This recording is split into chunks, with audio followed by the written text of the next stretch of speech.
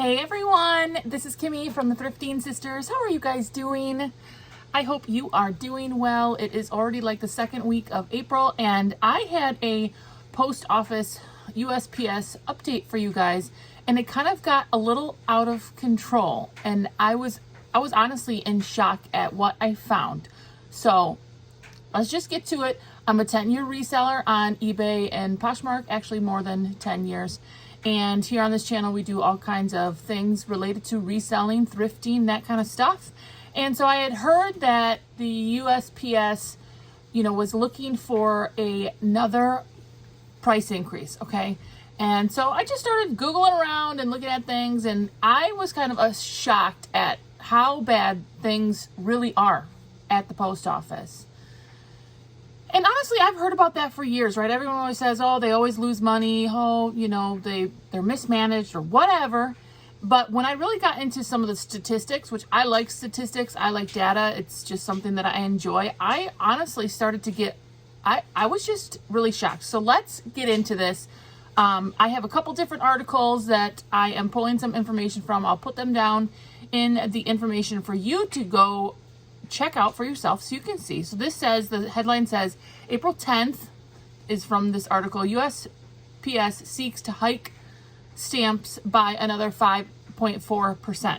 Now, if you guys remember, I did a video like 2 months ago about all kinds of price hikes with the post office, and I believe they went into effect like the end of January. Now, I get it. Inflation is like out of control. Everything is going up. I get it. And the postage stamp and postage prices have always pretty much gone up, honestly. But it kind of seems like that song that never ends, a song that never ends. Because I just feel like we just keep hearing about this. Price increase, price increase, price increase. So this says that the USPS is seeking approval to do a hike on the price of stamps from 63 cents to 66 cents for a stamp, 66 cents. And in January, they already had gotten approval for the stamps to go up from 60 cents to 63 cents. January was only a couple months ago. Like, if you need that much in, increases, like, that's kind of a lot. I know it doesn't sound like a lot, but when you're only talking about 60 cents on a tiny little stamp that only gets you to, like, send a letter, that's kind of a lot of money. So it says the new hike, which the USPS is needed to, offset inflation, right, would take in effect in July. So the plan seeks to raise overall first-class mail prices by 5.4%. So this is not just stamps right off the bat. The stamp is going to be going up from 63 to 66 cents, but they're also saying they're already looking to increase first-class mail. Now, I sell mainly clothes, and, I remember when you could send a package, like a lightweight shirt or something, for like $2-3. Most of my packages for honestly, just tops, regular stuff, is in the $4 to even $5 range. And if it's on the heavier side for first-class mail, some of those first-class mail packages get into the $6, especially if they're in faraway zones, like for me, California, Washington, Hawaii, Alaska. Gosh, if it's going to Alaska, you might as well put $15 on that sucker, because it has gotten so expensive to send out to those farther away zones. So they're not just seeking on stamps, it's also on first-class mail. But I got deeper into some of these articles, and I was even more shocked. Listen to this, guys. Stamp prices, if this next approval goes through, which I'm sure it will, have risen 32% since 2019. So in 4 years, it has gone up 32%. That's a huge increase on a little tiny stamp that sends a letter. Like, I was really surprised at that percentage. USPS revenue for first-class mail has been increasing as price hikes have offset lower volumes, which, of course, USPS is in competition with other shipping outlets. And, of course, as resellers, we are always looking for the most affordable place to ship our packages. And I have been using like FedEx and UPS when necessary if it was more cost affordable, because that's just what we have to do. And honestly, that's kind of part of our job, right? So USPS said in February, revenue for the final 3 months was $21.5 billion, and that was up $206 million, even though they had a volume decline. So they're saying they made more money, obviously, because of price increases, even though they shipped less pieces because people are using them less, or they're shipping less with you first class or whatever. USPS reported a net loss for the quarter of $1 billion for a quarter. That's how much USPS lost. $1 billion. Like, we're not even close to breaking even, like, whatsoever. They say first class mail remains lower, the volume remains lower than pre-pandemic levels. So they're basically just saying that packages are less, inflation, their cost of running the company is more, and so that's what's leading to all of this, these increases, or what they're claiming is what the reason is. It's not all those new vehicles they just got or anything like that. So in April 2022, it says President Biden signed legislation. So April 2022, so that's 1 year ago, he provided legislation for USPS with $50 billion in financial relief over the next decade, which they get financial help all the time from the government, which I understand, whatever. But $50 billion in essentially taxpayer funds, right? For financial relief to try to keep USPS afloat. Like, I feel like that's not a good sign. Like, year after year after year, I hear that they don't make money. They're always in a loss. You know, it just seems like kind of a mess. It's a mess. And that's kind of the whole point of this video is USPS seems like a mess.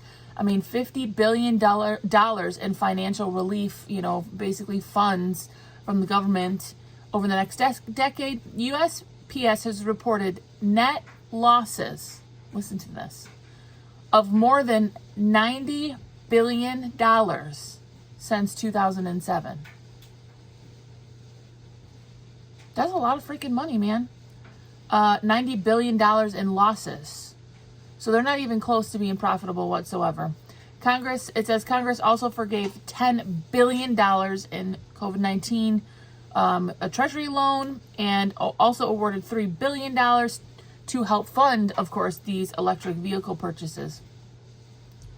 So overall, they are a mess. I mean, I really couldn't even believe all the statistics and information that this, this was providing. I mean, we knew that they were not like making a lot of money, but to have billions and billions in dollars, in losses, I think that's kind of a big deal.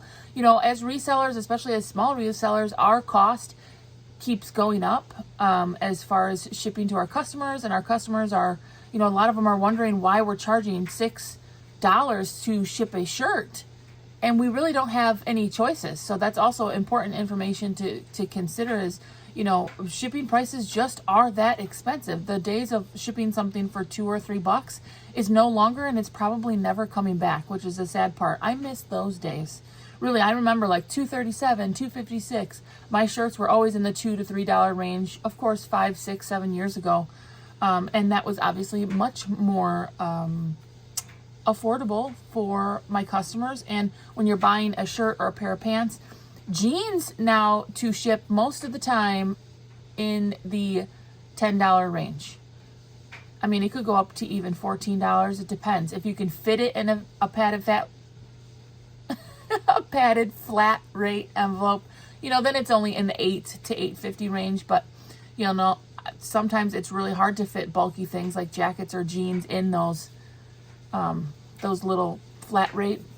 So overall, I started out on a journey to find out about the next stamp and first class mail increase, which appears to be 63 cents to 66 cents. And overall, they're saying average of another 5.4% on our mailing packages that should go into effect in July. But like I said, this journey started out and wondering, oh, what was the stamp going to go up to? And turned out on me finding all this information on all the increases that have happened recently. So I just thought it was important information. I do try to share this with you guys so you guys can stay in the know. Of course, this is from USPS, so usually that's why we get another update. Like there's probably going to be a fall update for eBay or maybe even Poshmark when they renegotiate some of their prices, because we do get a discount using eBay directly. So that's always something to think about. And knowledge is power. So when someone does say like, well, why does it cost so much to ship this? Then you have that information that there's been several increases in the last 1 to 2 years. I really should look up how many increases there have been in the last 1 to 2 years. It has to be 3, 4, 5. I've done several videos on them. So, we have to try to let our customers know that this is just what's happening. We're not charging more because we want to charge more. I don't want to charge more for shipping because then people want to pay less for my items. It's also important to think about the fact that Amazon, kind of makes this expectation out there for shipping both time frame and the expense. It makes it hard to compare to places like eBay and Poshmark. Poshmark's shipping is in the $7 range. So when you can buy something on Amazon and get it, within a day or two for free shipping or for Prime, it seems hard to justify the $7.67 that's the shipping on Poshmark. But what I will say about Amazon too, though, is I have noticed that they have shut down a little bit of their next day or within, overnight delivery.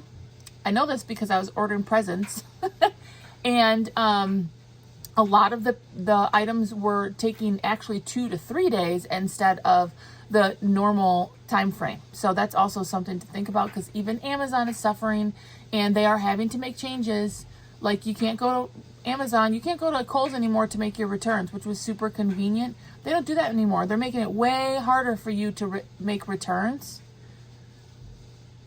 I would know because I had a couple and I didn't know where to go anymore. So anyways, that's my reseller shipping blabber for the day. I hope it's helpful for you guys in some way.